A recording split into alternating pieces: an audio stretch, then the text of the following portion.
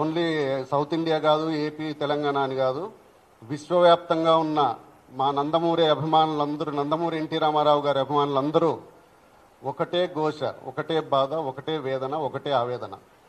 ఏమి అంటే మా తల్లి లాంటి మా నందమూరి తారక రామారావు గారి తల్లి, కీర్తిశేషులు మా అన్న హరికృష్ణ గారి సహధర్మచారిని, అలాగే మా అందరికీ తల్లితో సమానమైన శాలిని గారిని నోటికి ఏది వస్తే అది, ఎంతంటే అంత విర్రవీగి మనిషి అసలు సోయ తప్పి మాట్లాడడం జరిగింది.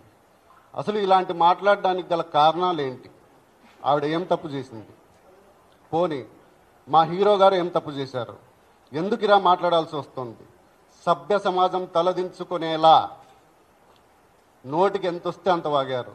ఇక్కడ మేము మాట్లాడుతుండేది కేవలం మా ఎన్టీఆర్ గారి తల్లిని మాట్లాడినారనే కాదు, ఏ స్త్రీమూర్తిని అలా మాట్లాడకూడదు, మాట్లాడడం తప్పు.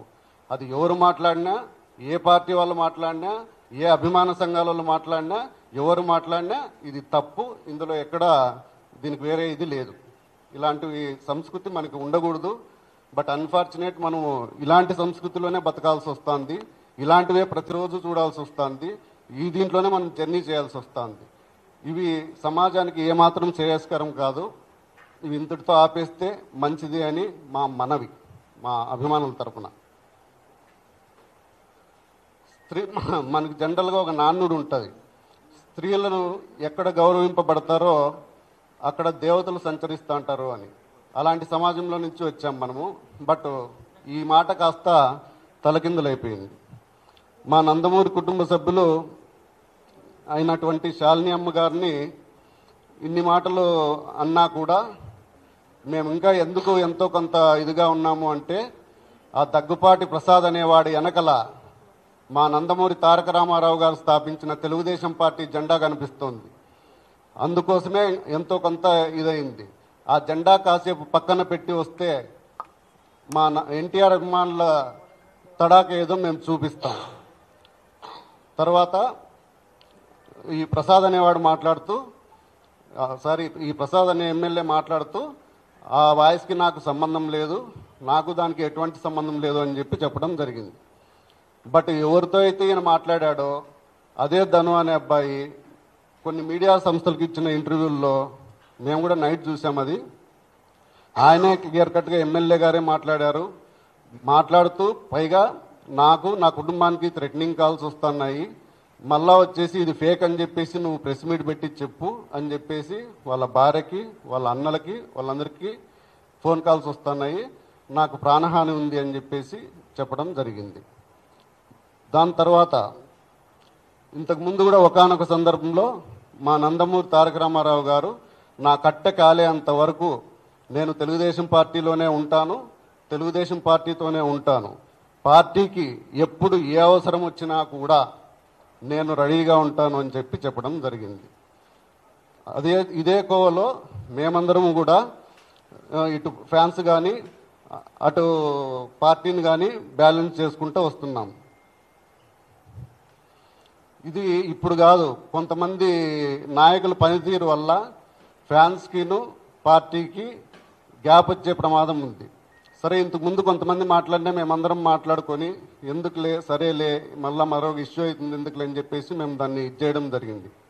కానీ ఎప్పుడైతే మా తల్లిగారు సమానులైన శాలిని గారిని అన్నారో అప్పుడు మేము ఊరికే ఉండడం ఇది కాదు అని చెప్పేసి దీని మీద ఇంకా ఎవరూ మళ్ళీ ఇలా మాట్లాడకూడదని చెప్పేసి కోరుతున్నాం.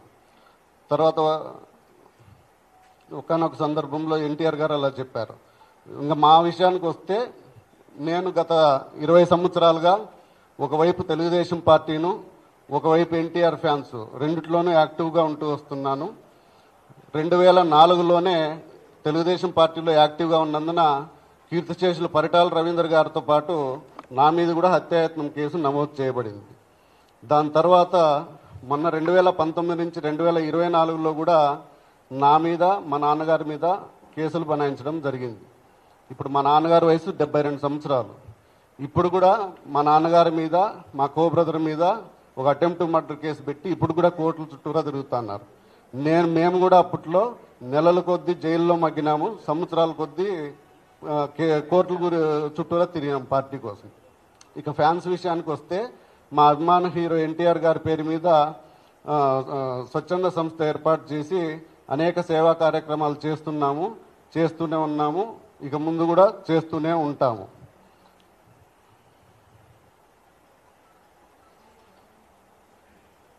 ఇక ఇప్పటికైనా సదరు దగ్గుపాటి ప్రసాద్ అనే పెద్ద మనిషి బుద్ధి తెచ్చుకొని చేసిన తప్పును ఒప్పుకొని బేషరతుగా అనంతపురం నడిబొడ్డున క్షమాపణ చెప్పాలని, అలా చెప్పని పక్షంలో రాష్ట్ర వ్యాప్తంగా కాదు ఆయన ఇచ్చేస్తూ పార్టీ నుంచి సస్పెండ్ చేయాలని చెప్తూ, అలా చేయని పక్షంలో రాష్ట్ర వ్యాప్తంగానే కాదు దేశవ్యాప్తంగా ఉన్న యావత్ నందమూరి అభిమానులందరూ కూడా ఎన్టీ రామారావు గారి విగ్రహాల దగ్గర నిరసన కార్యక్రమము ఇవన్నీ రాస్తారోకోలు కూడా చేస్తాం రాబోయే రోజుల్లో. అప్పటికీ చెప్పకపోతే మాత్రం దేశవ్యాప్తంగా ఉన్న ఎన్టీఆర్ అభిమానులందరికీ చలో అనంతపురం అనే పిలుపు ఇవ్వబోతున్నాం. వేలాదిగా ఈ దీంట్లో నందమూరి ఎన్టీ రామారావు గారి అభిమానులందరూ పాల్గొని నీ ఇంటిని ముట్టడిస్తాం, నీ ఇంటి ముందర ధర్నా చేస్తాం, నువ్వు సారీ చెప్పేంత వరకు, నువ్వు బహిరంగంగా అనంతపురం నాటి బొడ్డున అభిమానులందరి సమక్షంలో సారీ చెప్పి నీ తప్పు ఒప్పుకునేంత వరకు మేము దీంట్లో ఎటువంటి రాజీ పడే ప్రసక్తే లేదని చెప్పేసి చెబుతున్నాం. జోహార్ ఎన్టీ రామారావు, జోహార్ హరన్న, జై ఎన్టీఆర్, జై జై ఎన్టీఆర్. నా పేరు నరేంద్ర చౌదరి, అనంతపురం అండి.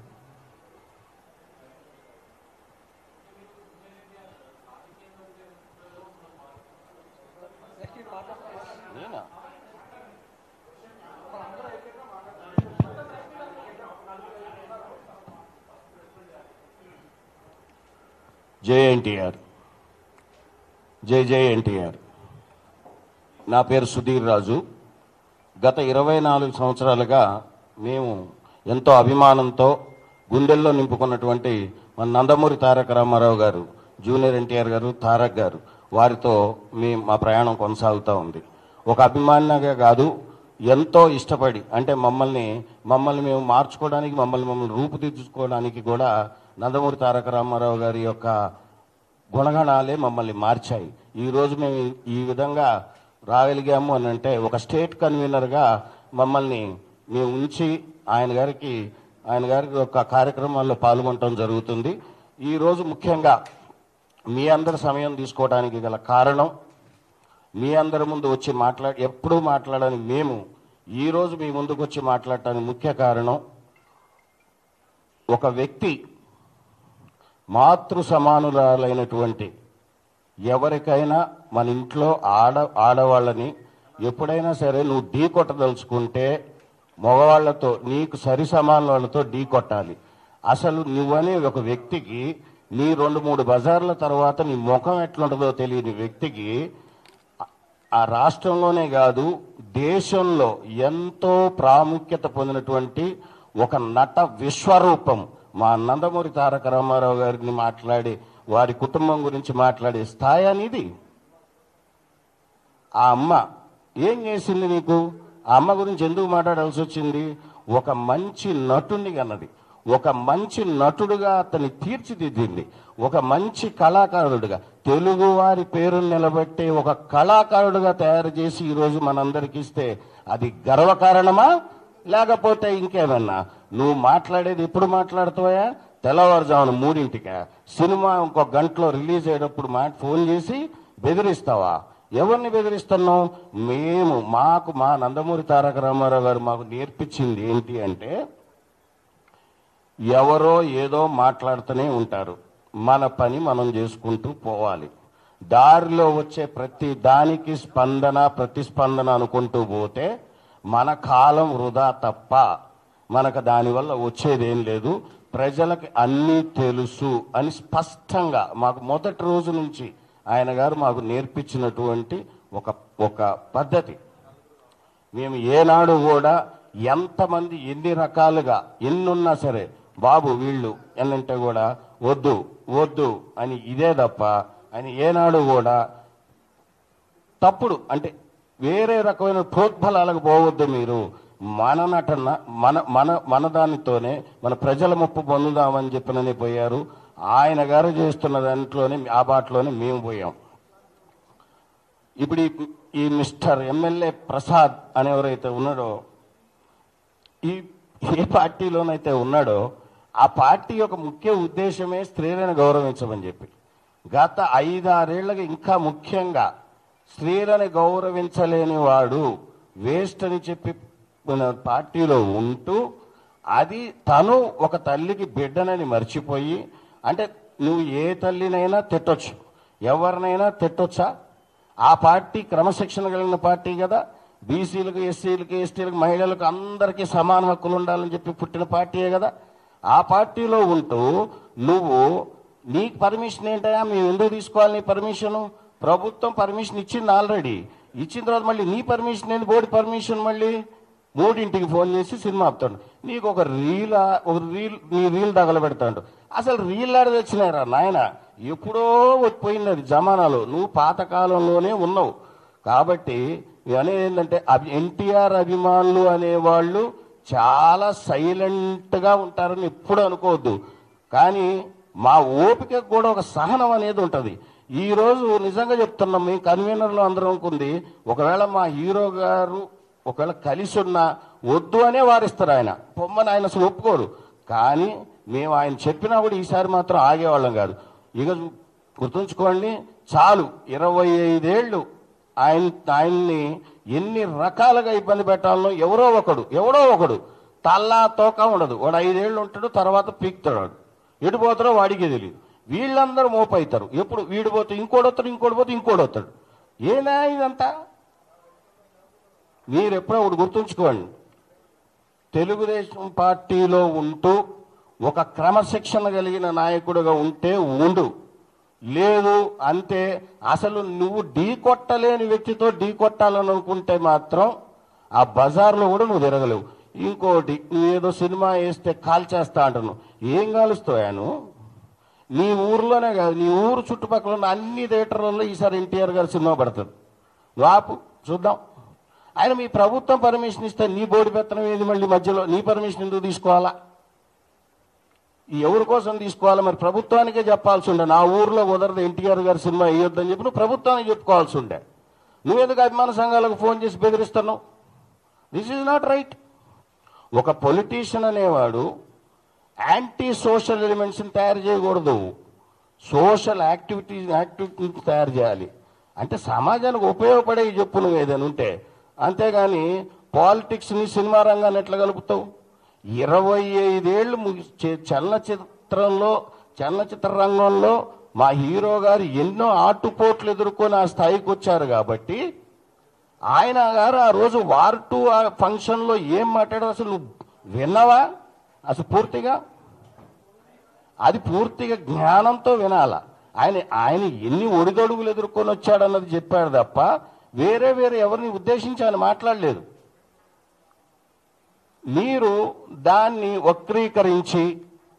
వక్రీకరణ భాషలో ఇదేదో దీంతో ఒక దెబ్బతో ఇండియాలో ఫేమస్ అయిపోదాం అని, స్వామి అది కుదరదబ్బా. అది ఎన్టీఆర్ అనే వ్యక్తి పలు భాషల్లో, పలు రాష్ట్రాల్లో, పలు దేశాల్లో చాలా ప్రముఖమైన నటుడు. ఆయన ఇచ్చే సందేశం కోసం ఎదురు చూసేవాళ్ళు చాలామంది ఉన్నారు. అలాంటి గొప్ప వ్యక్తితో ఈ భూత పురాణం అనే ప్రసాద్ ఏమిటికి మాట్లాడతాడు? ఇప్పుడు మా అందరం కోరుకునేది ఒకటే అండి, ఈ మిస్టర్ సోకాల్ ప్రసాద్ ఎవరైతే ఎమ్మెల్యే ఉన్నాడో ఆయన గారు ఏదో ముందు మాట్లాడేసి రాత్రిపూట తెల్లారుజామున అది జోష్లో మాట్లాడిండో ఎట మాట్లాడిండో ఆ 3ంటికంటే అది మీరే అర్థం చేసుకోండి.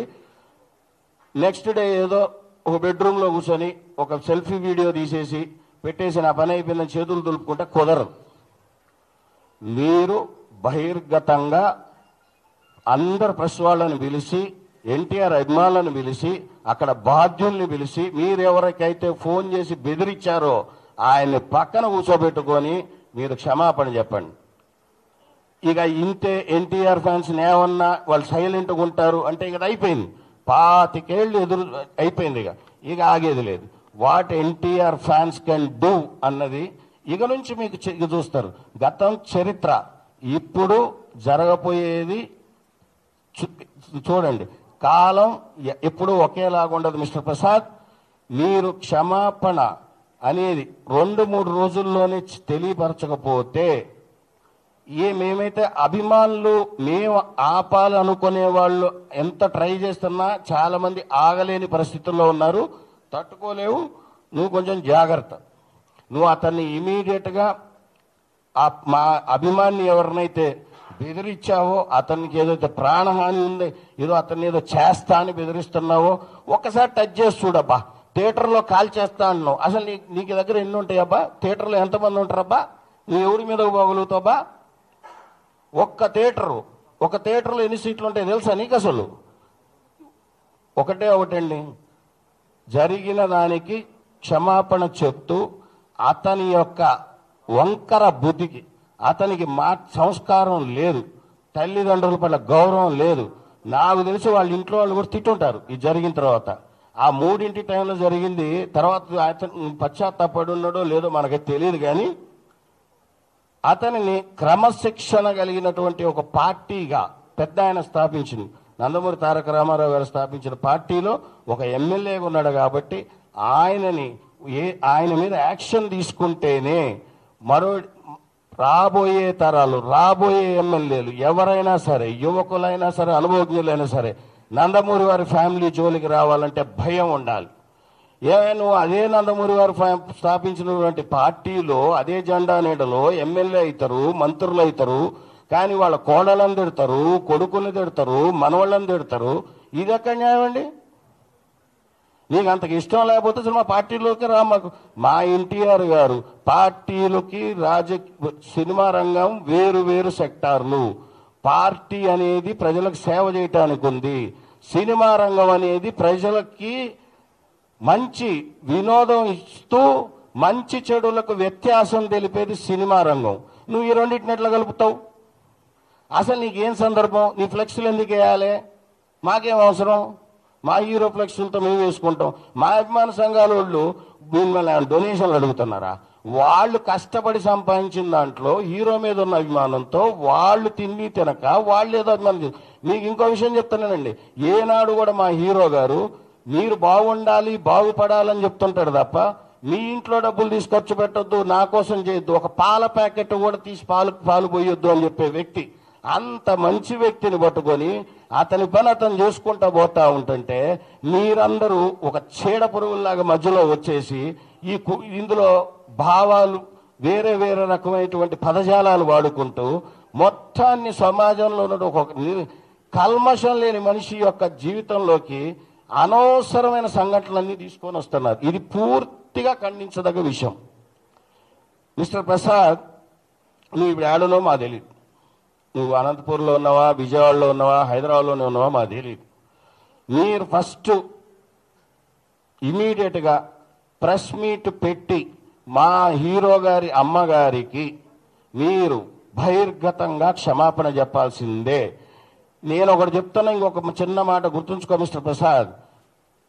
అమ్మగారు ఎందుకంటే ఎక్కడైనా ఆమె గారి చూసిన ఆయన ఎక్కడైనా కొడుకుని ఎంత చక్కగా పెంచుకొని మనందరికీ తెలుగు వారికి అందించింది. అలాంటి తల్లిని పట్టుకొని నువ్వు అంత పెద్ద మాటలు ఎట్ట మాట్లాడుతావా? నువ్వు అసలు నీకేం సంబంధం అసలు ఆ కుటుంబంతో మాట్లాడితే? మళ్ళీ నందమూరి వాళ్ళ నారా వాళ్ళకి ఫాలోవర్ అని అంటావు. నువ్వు ఫాలోవర్ అయ్యిండి ఆ ఇంట్లో వాళ్ళని తెచ్చుకుంటూ పోతున్నావు నువ్వు. ప్రసాద్, ఈ క్షమాపణ చెప్పండి, లేకపోతే మీకు మా తోటి కన్వీనర్లు మీ అందరు ప్రణాళిక చేసుకున్నట్టుగా మీ ఇల్లు ముట్టడించడం అయితే మాత్రం ఖాయం. పార్టీ వారికి కూడా పెద్దలకు ఒక విన్నపం, గతంలో కూడా చాలా మంది నాయకులు మా నందమూరి తారక రామారావు గారి గురించి దుర్భాషలు ఆడినా మేము దాన్ని ఎంతో సహించి ఓపికతో మేము ఏం మాట్లాడకుండా ఉన్నాం. కానీ దీనికి దేనికైనా ఒక ఎండ్ అనేది ఉంటుంది. ఈ విషయానికి ఎండ్ అనేది లేకుండా పోతుంది. మన పార్టీలో ఉంటూ మన ఎమ్మెల్యే అయ్యిండి మహిళలకు ఎంతో గౌరవం ఇచ్చే పార్టీ అని చెప్పుకొని మన దాంట్లోనే ఇలాంటి విషయాలు రిపీట్ అవుతున్నాయి. కాబట్టి ఒకళ్ళపై చర్య తీసుకుంటే ఇది ఇకపై ఎవరు ఎలాంటి వాటికి దుస్సాహసానికి పాల్పడరు అన్న ఒక దీని విషయంతో మీకు దయచేసి మీ అందరికి రిక్వెస్ట్ చేసేది ఏంటంటే పార్టీ పెద్దలకి దీనిపై క్రమశిక్షణ చర్య ఇమీడియట్గా ప్రసాద్ గారి పైన తీసుకోవాలని చెప్పి మా నందమూరి తారక రామారావు గారి అభిమానుల తరపున మేము అక్కడ లోపల ప్రభుత్వాన్ని మేము రిక్వెస్ట్ చేస్తున్నాం. ప్రసాద్ మీరు గారు ఇంకోటి గుర్తుంచుకోండి అండి, not only in Andhra, Telangana కాదు, నార్త్లో కాదు, ఒక్కసారి కదిలిందా సైన్యం, ఎన్టీఆర్ సైన్యం పవర్ ఏంటో గతంలో ఒక 15 ఏళ్ల క్రితం అందరికీ తెలుసు. 18 ఏళ్లకే ఇండస్ట్రీలోకి వచ్చి ఏమేం చేసిండ్రో ఆయన మీకు తెలుసు. ఆయన ఎన్ని ఆయన ఎంత మోల్డ్ చేసుకున్నాడో మీకు తెలుసు. మా అభిమానులు కూడా అంతే తయారు చేసిండు. కామ్గున్నాం, let us full stop for everything.